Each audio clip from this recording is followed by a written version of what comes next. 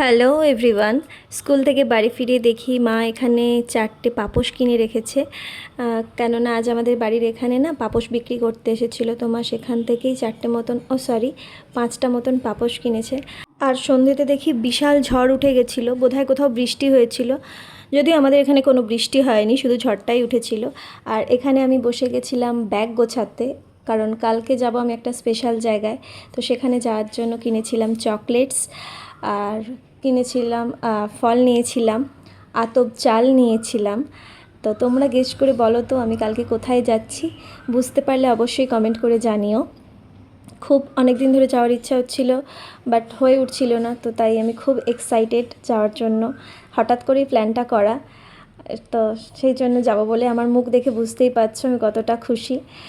তো এখানে আমি সব কিছু একদম গুছিয়ে রেখেছি, যেহেতু একদম ভোর ভোর বেরোবো, যাতে হাতের সামনে সব পেয়ে যাই। এরপরে চলে গেছিলাম পুজো দিতে।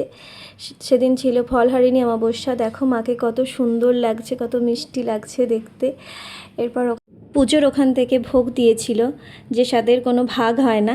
তো রাতের ডিনারটা এই ভোগ দিয়েই কমপ্লিট করেছি। দেখা হবে অন্য কোনো ভিডিওতে। ওকে, বাই।